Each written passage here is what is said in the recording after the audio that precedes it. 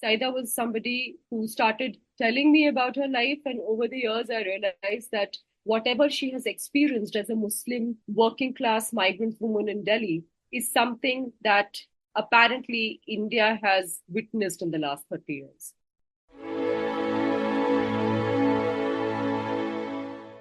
Hello and welcome to the Southasia Review of Books podcast from Himal Southasian, where we speak to celebrated authors and emerging literary voices from across South Asia. Today is Wednesday, the 31st of July. I'm your host, Shwetha Srikanthan, Assistant Editor at Himal Southasian, coming to you from Colombo. And here with us today is Neha Dixit, joining us from New Delhi to talk about her debut nonfiction book, The Many Lives of Syeda X, The Story of an Unknown Indian. Neha is an independent journalist based in New Delhi. She has covered politics, gender, and social justice in print, TV, and online media for 17 years. She reports for Al Jazeera, The Washington Post, The Caravan, The Wire, and others. She has won over a dozen international and national journalism awards, including the One Young World Journalist of the Year Award in 2020, the International Press Freedom Award in 2019 from the Committee to Protect Journalists, the Chaameli Devi Jain Award for Outstanding Woman Journalist in 2017, among others. In her book, The Many Lives of Syeda X, Neha traces the life of one working-class Indian migrant woman, her friends and family over the course of 30 years, spanning from the early 1990s to the present day. Syeda, a tenacious worker in the unorganized sector, left Banaras for Delhi with her husband and 3 children in the aftermath of riots triggered by the demolition of the Babri Masjid in 1992. In Delhi, she settled into the life of a poor migrant, juggling over 50 types of unskilled work in 3 decades, earning very small sums in the process. With research for close to a decade, this empathetic account draws readers into an understanding not just of the personal experiences of inequality, but of the intractable reasons for its continuation. It is the story of untold millions and a searing account of life in modern India, shining a spotlight on the struggles and aspirations of its minorities and women. Without any compromise to agency, the focus always remains on Syeda and the people around her. Yet through their lives we gain a deeper understanding of religious majoritarianism and the darkest turns of India's so-called growth story. Neha, first a huge congratulations on The Many Lives of Syeda X, which is actually out in the world today. And welcome to the Southasia Review of Books podcast, and thank you so much for joining us to talk about this excellent new book. Thank you so much, Shweta. I'm really, really happy that I'm on this podcast. I've been such a huge admirer of Himal, and I've been a contributor as well. So this really means a lot to me. It's such an honor. Thank you, Neha. The pleasure is ours. I wanted to start off by asking you about the 2009 almond workers' strike in Northeast Delhi and your first encounter with Syeda. By the end of 2014, you started meeting working-class women in Delhi, and you met some women who were part of this strike, which was one of the biggest and longest strikes by unorganized workers in Delhi. And this is where you first meet Syeda. So tell us more about meeting Syeda and what drew you to documenting not just the history of her life, but the parallel events in the history of India throughout this book. Thank you, Shweta. The story behind this is a little silly and funny at the same time. I used to work for a television news channel in India from 2010 to 2012. And those 2 years is actually, I'm really thankful because that's when I realized what I don't want to do in life. Because the news organization I was working for, a big corporate group had bought a significant share in that news organization. And so, to cut the long story short, we were told that from now on, our target audience is going to be the urban rich. So many reporters like me who were looking at questions of marginalization, questions of poverty, questions of human rights, we were clearly told that from now on, we should stop doing back of the beyond bleeding heart stories. And we should instead target the urban rich. And so anything that goes on air should be according to the liking of this urban rich viewership, which means if you have to sell pressure cookers and kitchen appliances in the prime time slot, you definitely can't report about malnutrition. So, and this, what I say, is actually symptomatic of what the mainstream media is right now in South Asia, where increasingly, because of corporatization and because of the corporate political nexus that exists, there is a structural marginalization of the people who are on the margins, whether they are because of their caste, whether they are because of their class, religion, or gender. And so, after this huge thing happened in the television channel I was working for, is when I realized, okay, I should maybe not be part of the system because I have no interest in talking about the rich. And I also maybe don't have the skills to report about rich people. That's when I started freelancing. And this was also a time in 2012 that India saw a big anti rape movement in December 2012. The good thing that happened after that movement was that news organizations who were earlier dismissive of stories of sexual violence were now at least ready to sort of carry them or report on them. So after the 2012 anti-rape movement, there were a number of stories around sexual violence that I was working on. And many times I realized that the stories on sexual violence in the mainstream media, even though they were being covered now, were being looked at in a very formulaic way. So, in which there was a perpetrator, there was a victim or a survivor, but nothing before or after. So, for me, what was very important was to tell the story of women in this contemporary world and contemporary South Asian society and what their daily lives are, which is where sexual violence is just one part of it. But the other part is also about having access to amenities, having access to labor rights. And further, if you're migrants and if you are marginalized because of your class or religion or gender, particularly in South Asia, because all countries are seeing right now a kind of majoritarianism in their own way. And so India is also has been witnessing that for the last 30 years. So the almond workers strike was interesting because once I thought that the stories that are being told about sexual violence are not complete, I started visiting a number of working class areas in Delhi. And because Delhi has a large number of manufacturing units, I mean, one of the biggest in India. So, which is why there are huge settlements, working class settlements, where they are not technically factories, but they are actually what people who work in those areas, particularly Northeast Delhi, call factories. And that's when I found a number of women who were technically called home based workers. So, home based workers are people, according to ILO, who may be working at the employer's place or may be working at home, and they are paid on a piece rate basis. So I was told about this almond workers strike that happened in 2009 in Caravan, and that's when I started going. And I met a number of people who were part of the strike, all of them women, who were piece rate workers, who were home based workers. And that's when I started speaking to Syeda and many other people who figure in the book.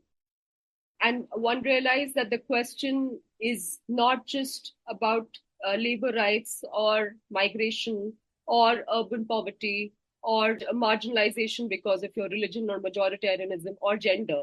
All of this comes together in the life of a person or many people who actually have created the infrastructure for a place like Delhi to operate, whether in terms of civic infrastructure, whether in terms of buildings, whether in terms of economy. These are the people who are contributors.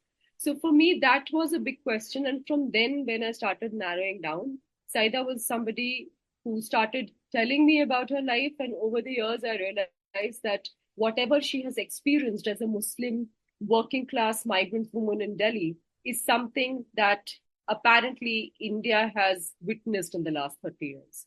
And so I saw a number of parallels, and that's why I decided to go ahead and write Saida's story, and through her story, talk about various other people who are living the life that she's living.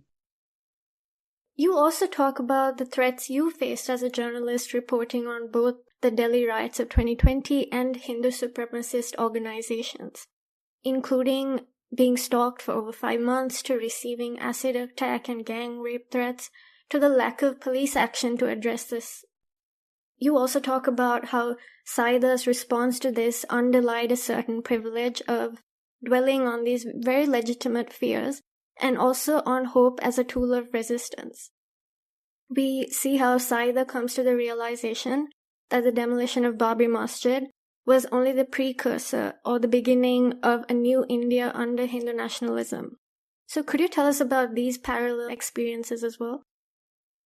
Let me just put it this way, that there is so much that has happened in Saida's life. And also, so when I say Saida, I don't mean one individual.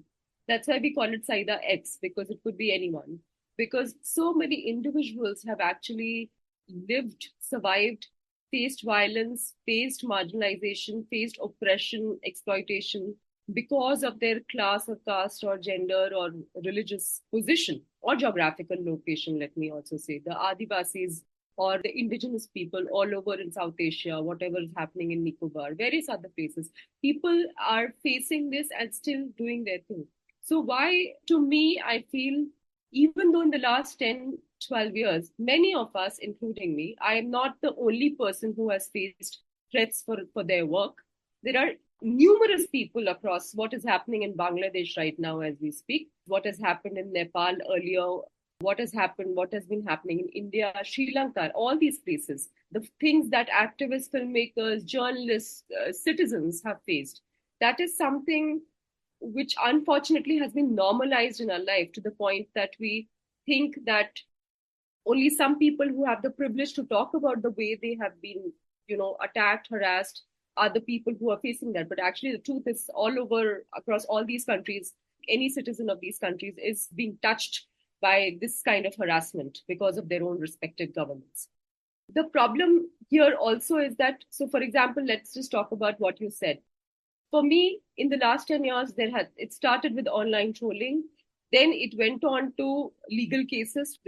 I have 3 criminal cases against me. This is the 8th year of contesting those cases. And each time, even next week, I have to go and get bail again for one of the stories that I had reported, which could actually get me in prison for 7 years and the other one for 5 years. And to the point of people stalking me and telling me where they are and where they can find me in my house's balcony and wanting to throw acid on my face.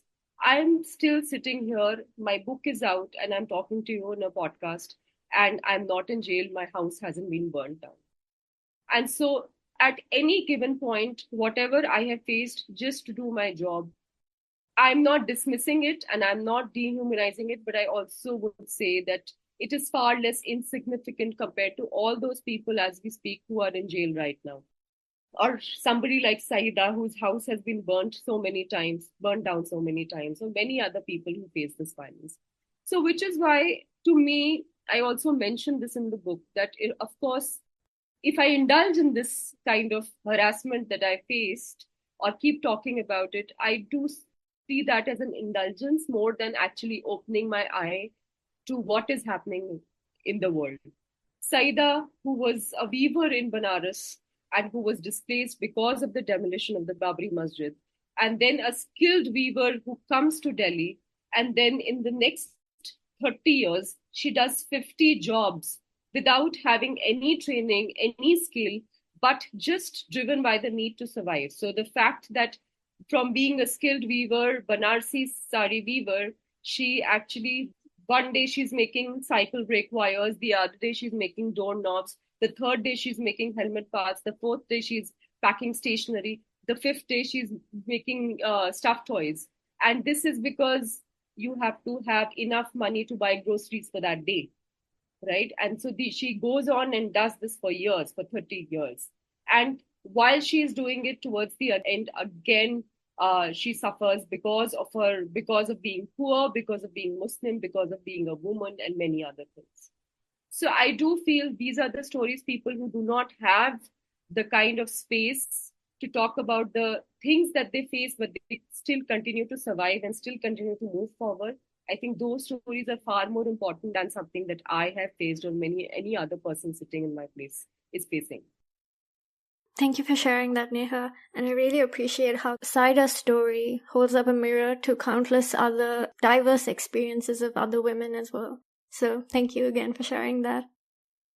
So there's larger criticism that the media's relationship to the poor is often exploitative, and this critique of poverty porn versus the attention to the voyeuristic appeal of ostentatious wealth, examples of which we have seen just recently.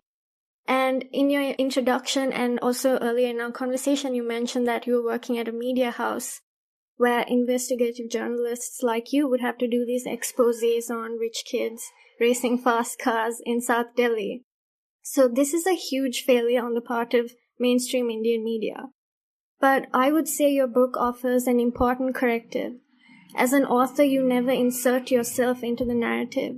Syeda and her community's stories speak for itself and is told as you've understood it through their own voices as a way to honor their struggles, experiences, and memories. So tell us about how you navigated positionality and the ethics of covering the stories that capture such diverse themes of gender, communal bigotry, poverty, and various inequalities in India, and telling this story through the eyes of a working-class Muslim migrant woman. That's a very important question. Also, I want to say I never did the fast cars story because, like I said, I have no skills to do a story on rich kids racing fast cars. I'm glad to hear that. That's when I realized, okay, this job is not for me. Coming back to your question, actually, I want to repeat what many a times a lot of journalists that I look up to have said, including P. Sainath, who says that if you just have 800 or 1,000 words to tell a story, don't make it about yourself. Which is why I was very determined that I am not part of the story. I am just telling the story. As a reporter, I see things, I observe things, and I tell that story. I'm not a social media influencer who's going to say, okay, I was sitting at a tea stall and the hot samosas were frying and it reminded me of my childhood vacations, summer vacations. It's irrelevant. So the other thing also is that I have not just, I'll come to the other work that I have done, but with this book also, it was very important for me to actually, initially when I was going to Caravan Nagar and many other industrial areas and working class areas in Northeast Delhi, it's always the case, right? When you go and when you talk to someone and when you start asking questions, the people you are posing those questions also ask you the same questions. And you have to be willing to answer them.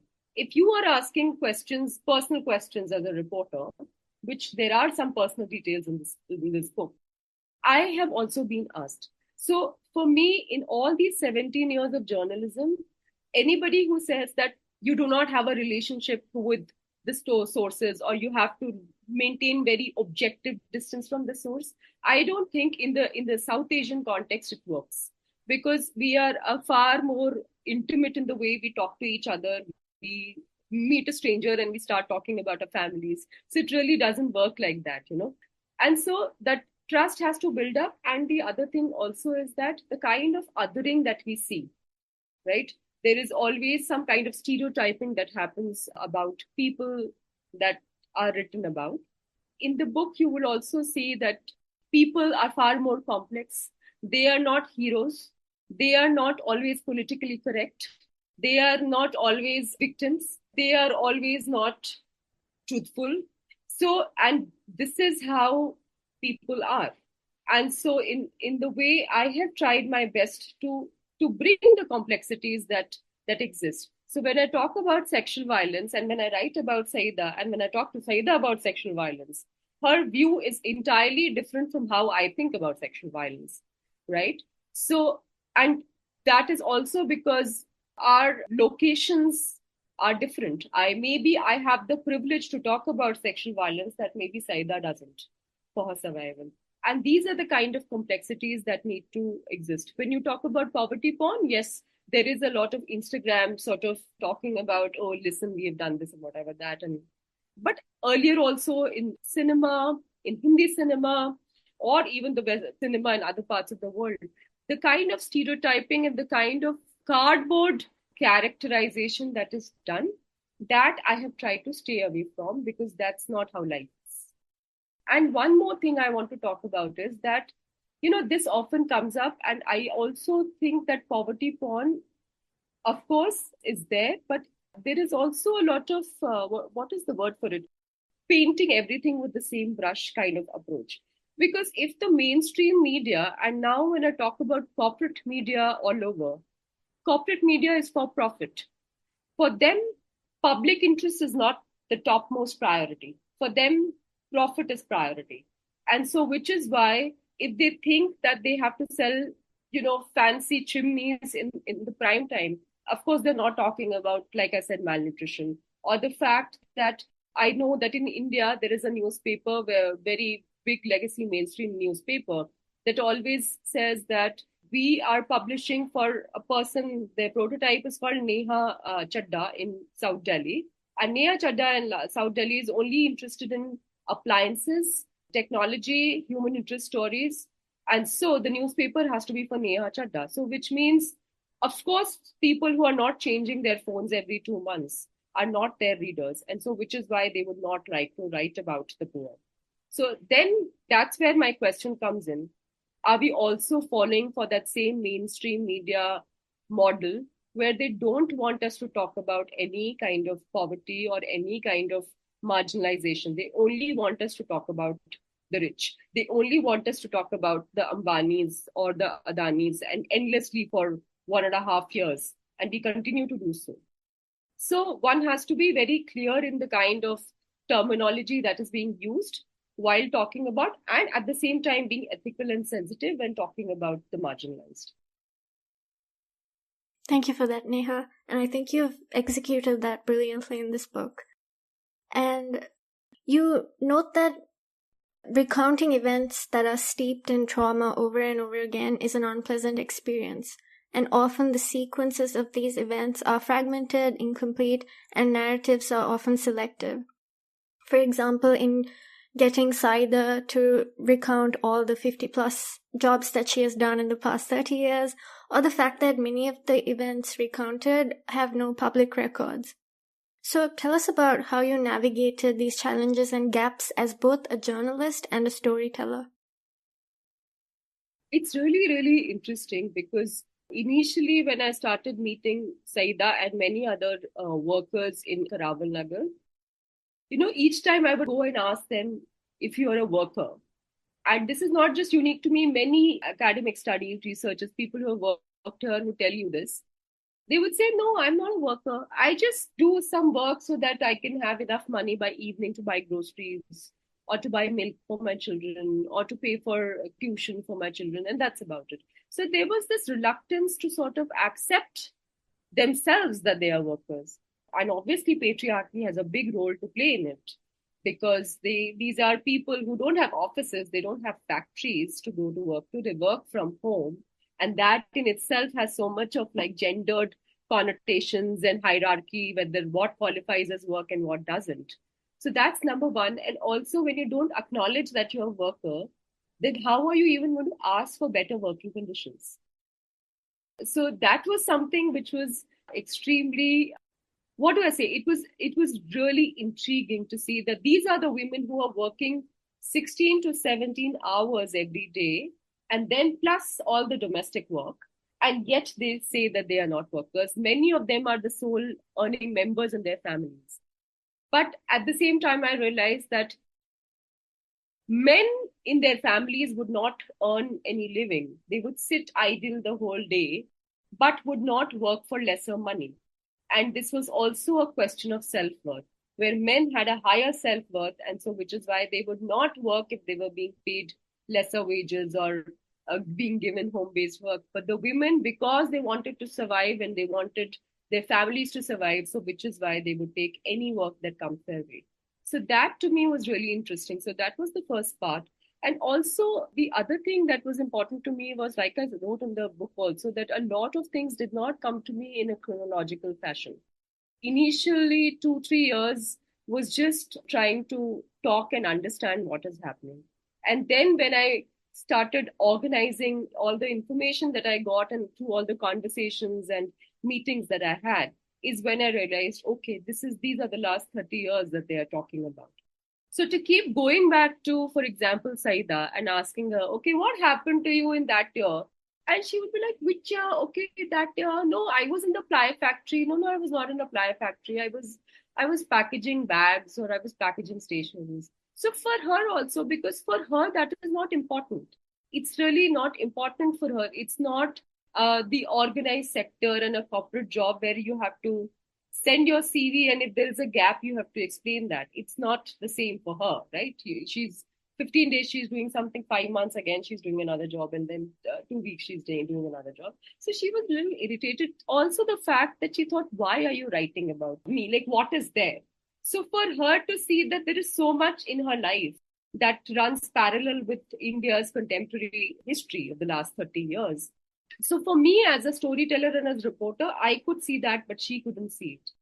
Or the kind of details that were very important to me, but really insignificant for her. For example, one of the prime examples is that once in passing, she said that I used to work in this factory for a long time, which used to make incense sticks and various other things, and soap and cosmetics. And I was like, what is it? How was it made? So then she told me about, yeah, there were all these dairies in the neighborhood, and people would come, and I had to collect all the cow urine in the jerry cans. And I was like, what? Why cow urine? And then I realized, oh God, she's making incense sticks with cow urine, and she's a Muslim woman. And not that it is so important, but the fact that she's been marginalized because of her Muslim identity, and at the same time, she's making products that are part of the Hindu supremacist agenda, right? Or propaganda. So for me, that detail was extremely important. For her, it was just one more job that she had done in these 30 years out of those 50 ones.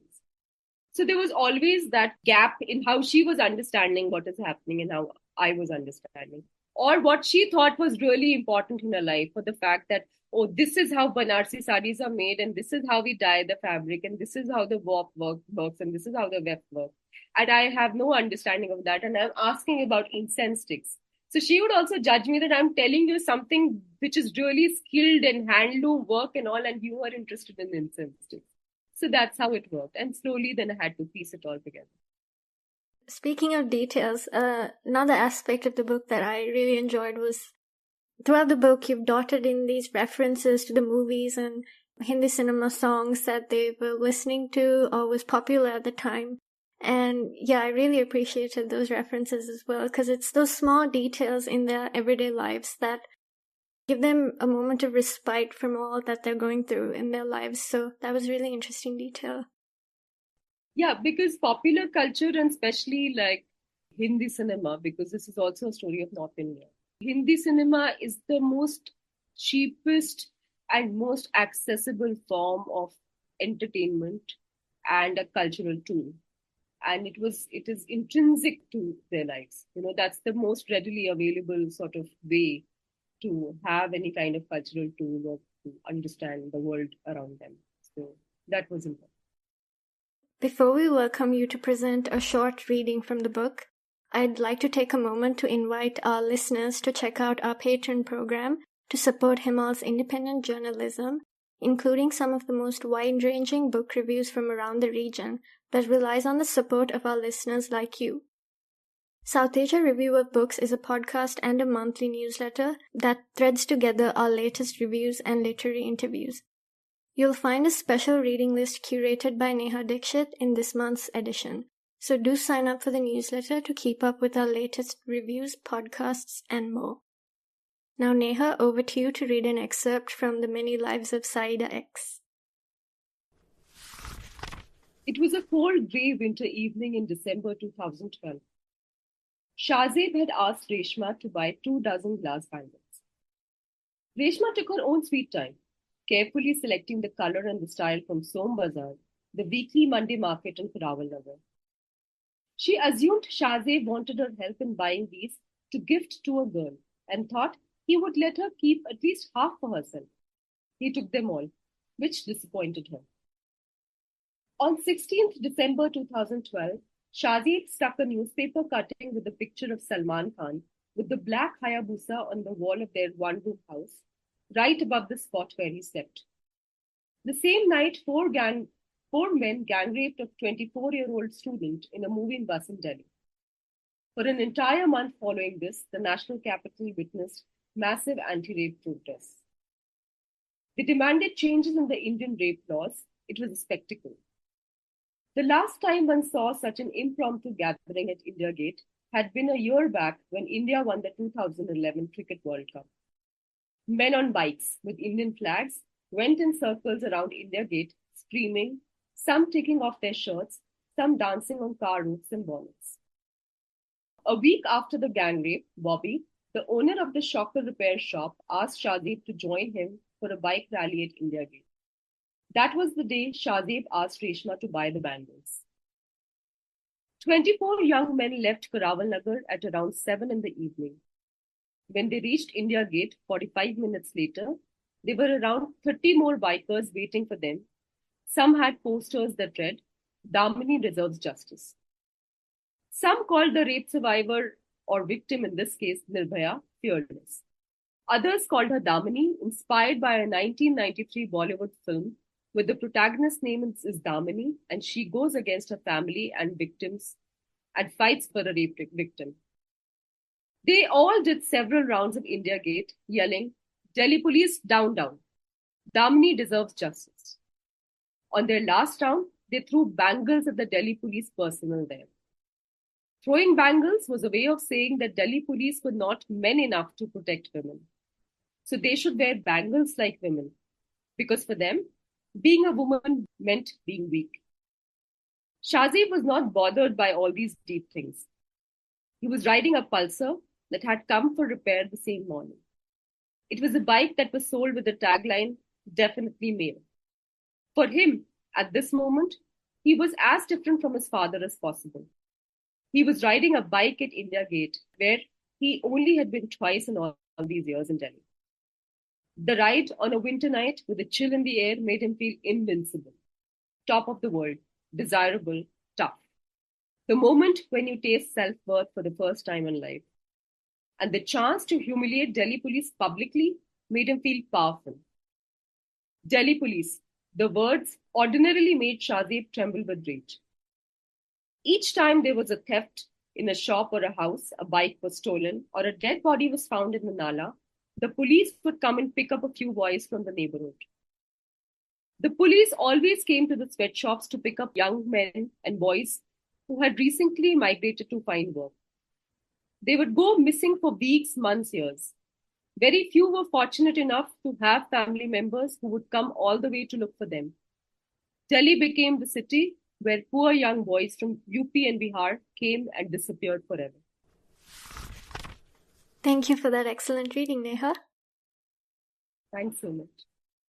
I want to talk to you about the importance of pushing back against the flattening and erasure of women, and how the book tackles the lack of an intersectional gender lens in the mainstream media. You have reported extensively on sexual violence in rural and urban areas, organized and unorganized sectors, during times of communal violence, and within domestic spaces. You importantly also mark the distinction that women you have reported about were not just victims or survivors. They were people who fought against sexual violence, but at the same time, they were dealing with questions of poverty, deprivation, displacement, unemployment, migration, casteism, and also globalization. Could you tell us more about this? Thank you for that question, because I get really worked up when this question comes up. I often laugh about it because in all these 17 years of reporting, each time when I'm introduced anywhere, people say, "This is Neha Dixit and she writes about women," or she writes about women's issues. And it really, really infuriates me, because then I want to find a meeting or a panel or a seminar where some man is introduced and somebody says, "This is this guy and he writes on men's issues," right? It never happens. And why I say that is because in all the reporting around, for example, extrajudicial killings, like I've written on extrajudicial killings to mining, to whatever, politics, what I make sure is that all my sources in the story are women. So if I'm writing about extrajudicial killings, then I speak to the women in the family who are now suddenly have to deal with legal cases, have to deal with magisterial inquiry, have to suddenly become the primary breadwinners of the family. If I'm talking about illegal mining, then I'm not just going and talking to these men driving trucks and carrying whatever material from those mining areas, but also people who are otherwise employed. So because the sources are women, people often end up saying that, this is women's issues. And why I talk about this is because the understanding of gender even now in a lot of progressive news organizations also, the moment you enter these organizations and you say that there has to be more work that is done which has a gender lens. They say, oh, we write about sexual violence all the time, and we write about maternal mortality all the time, or some sort of, reproductive health sort of a thing that they would come up with. And then you feel like saying that it's not just people's reproductive organs that you need to talk about. There are other things as well. And that is the lens that is lacking. And that's what I say, an intersectional gender lens, where even when you're talking about the defense budget, why are you not bringing in people from all genders possible, right? Why are you talking to a trans person only when you are discussing the transgenders bill or transgender persons act, right? As if they have no opinion on the finance ministry, as if they don't have any opinion on the aviation ministry, as if they don't have any opinion on the kind of growth story that our countries keep talking about. That kind of boxing of people is something that is a problem. Any story that is covered should have that lens. Because if you're talking about, say, a smart city project, then you should not just tell me all the gadgets and all the Wi-Fi things or digital things that particular state is doing, but you also tell me how accessible it is for people across genders, right?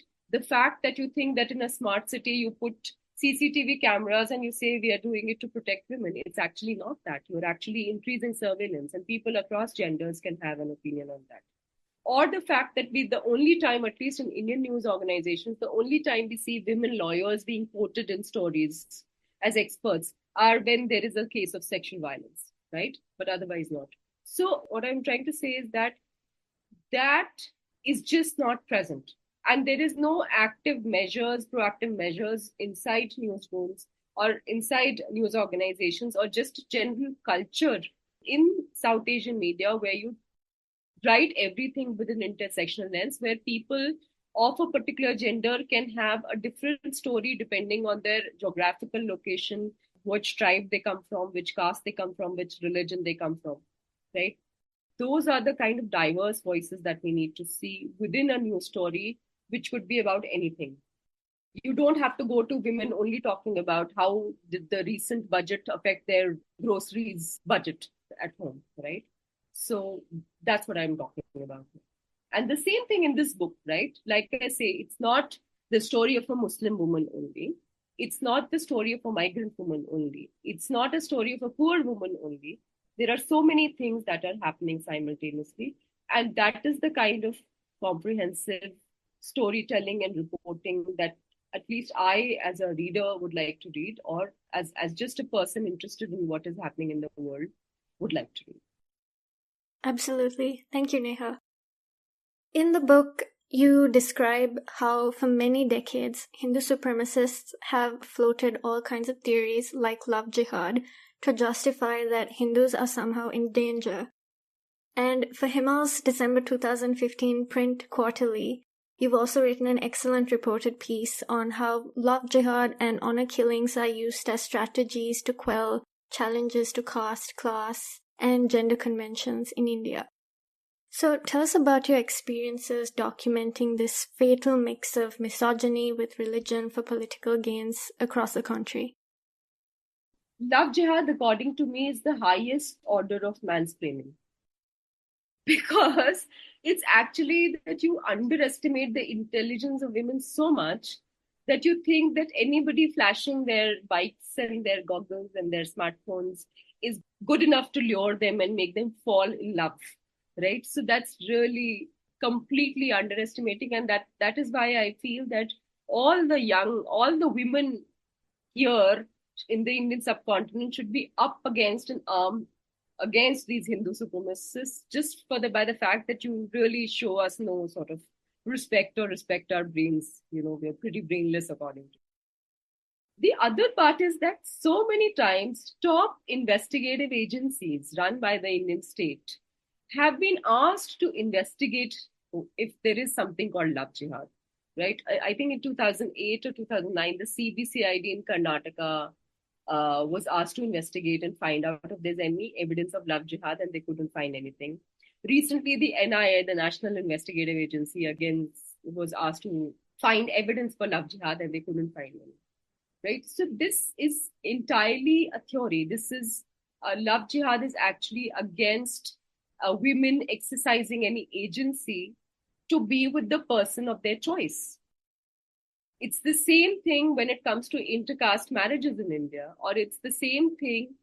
It has a lot to do with property also, right? In intercaste marriages also, even though quote unquote they are under everybody from different castes under the Hindu fold, according to the Hindu supremacists, actually you end up going and conducting honor killings there as well and calling it bad. The same thing applies here in love jihad, where you think that if a woman marries in another religion, which means she's taking away your share of some kind of property right, some kind of land to the other side where you don't want that to be taken. So it is essentially misogynist, sexist, patriarchal. I don't have enough synonyms for it. And this has been floated around for many years now. But the fact that the Hindu supremacist, and not just the Hindu supremacist, any kind of religious dogmatic theory is against women choosing their own partners.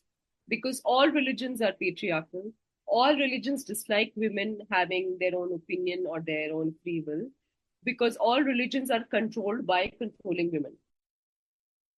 And that's what the story of love jihad here is as well. Because the other thing that I keep talking about is that on one side, you keep saying that women should get equal access to education. They should be able to go out, do their thing, rise in the world and shine in the world. But the moment they start choosing what they want to do in their lives and the way they want to do things in their lives, you start having a problem. So you can go and get whatever education you want. You can be the topmost person in the universe. But you have to eventually, if you don't toe the line that is being prescribed to you according to your religion, then everybody's going to have a problem. So that's the theory of love jihad. And countless number of times, reporters and, like I said, investigative agencies, everybody has exposed this propaganda theory by Hindu supremacists, the RSS-related outfits. But it continues. Thank you, Neha. Inequality is at an all-time high in India, worse than in the colonial era. And many middle-class urban Indians may not know what life of an ordinary working-class Indian like Syeda looks or feels like. Officially, there has been no update in the poverty estimates in India since 2011, even though the Narendra Modi-led government has described demonetization as a fight for the poor against the corrupt rich. It has severely and disproportionately impacted the poor in the country. So, while looking at the last 30 years of India through Syeda's life, what are some of your key takeaways on this widening inequality gap in the country? There was a report just a week back where the report informed us that less than 50% of Indians are eating 3 meals a day. So that's the kind of staggering inequality that we are talking about. In my own reportage in the last 9 years of this book, initially I used to see that in a number of working class areas, people would actually make potato curry and have it with rice or roti. In these 9 years, I have seen that fall from that potato curry has actually become boiled potato with salt. And because edible oil is so expensive, so when they serve that boiled potato to their children is when they put few drops of oil on that bowl.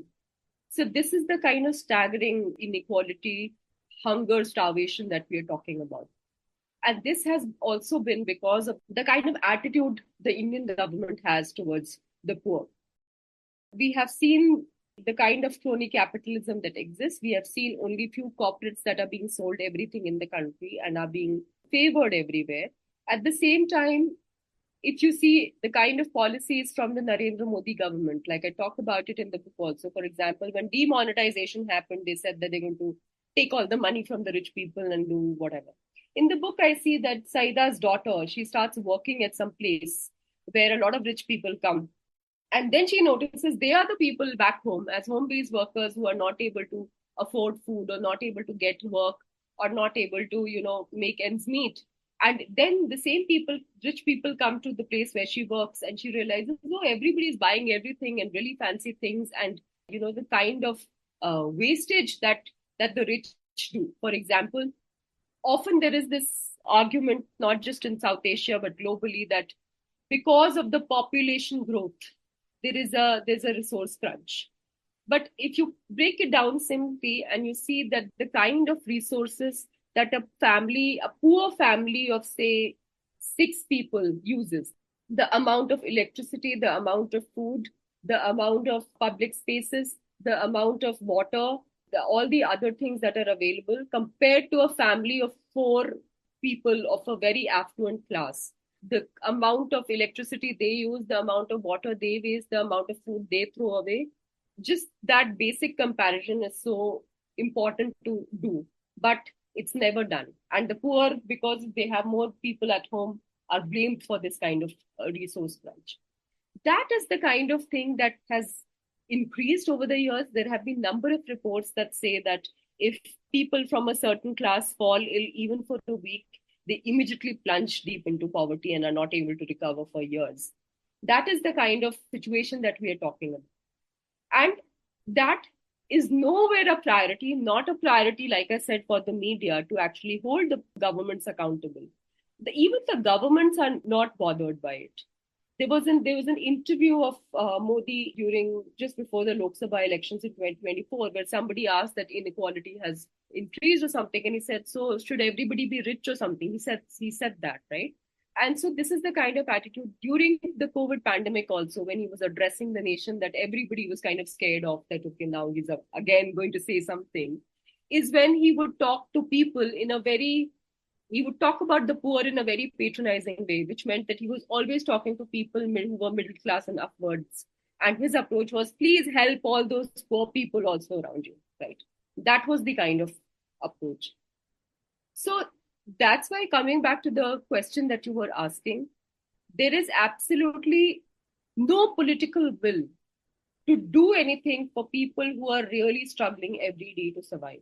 The home-based workers that I write about, including Syeda, make 1/5 of the daily wage, even when they work for 16 hours. And there is no accountability.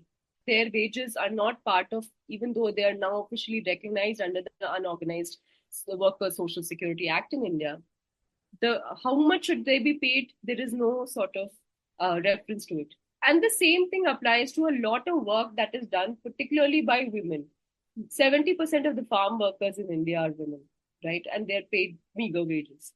And the same and applies to, again, many industries, many parts, many sectors that we speak about. And one more thing I want to say, the kind of suspension of labor rights, for example, in UP by Yogi Adityanath.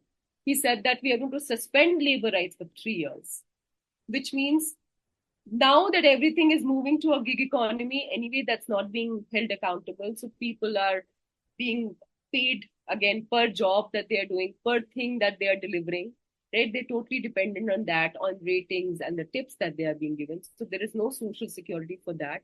And then whichever factory is actually employing workers, so the government itself is saying, okay, you don't have any labor rights for the next 3 years. So the absolute dismissal and absolute oppression of anybody who's in the lower economic section is something that is worrisome and is not on priority list of any of our governments, including the Indian government. Thank you, Neha. And that brings me to our final question of the episode. Over the past decade, we've seen a number of big picture books on India, ranging from the promises of the country's economy to the challenges to its democracy. But in recent years, we're also seeing a growing number of nonfiction books, like The Many Lives of Syeda X, that are going deeper, following individual stories of women and minorities to give us a more nuanced picture of where India stands today through its people. So could you share a few reading recommendations for books that capture these stories of various inequalities across India? One of the very important books that I would like to recommend is Caste Pride by Manoj Mitta, which traces the history of caste in the justice system in India and the kind of cases that were being brought in. So it's really enlightening in terms of what to make of what is happening in terms of caste in the Indian subcontinent. The other book I would like to recommend is a book called Women Workers and Globalization by Indrani Mazumdar, which talks about at length it's a very deep study on home-based workers, because home-based workers are still not recognized as workers in many of our countries, and these are mostly women. I would also like to recommend Nickel and Dime by Barbara Ehrenreich. The book is about, again, the working class in the US. And she went undercover as a worker in various places in the US to understand what the life of a working class person is. I would also like to recommend Warp and Weft, Community and Gender Identity Among Banaras Weavers by Vasanti Raman. Again, that really tells us the story, the handloom story in the Indian subcontinent, what is happening with the kind of liberal economic policies that we have now, and the condition and the kind of negligence of people amongst the working classes. So that's another recommendation. So these are the books I think I would recommend. Neha, thank you for the brilliant recommendations and conversation, and for taking the time to speak with us today. It was a pleasure to have you on the podcast, and many congratulations again on the book release. Thank you so much. It was such a pleasure. Thank you so much.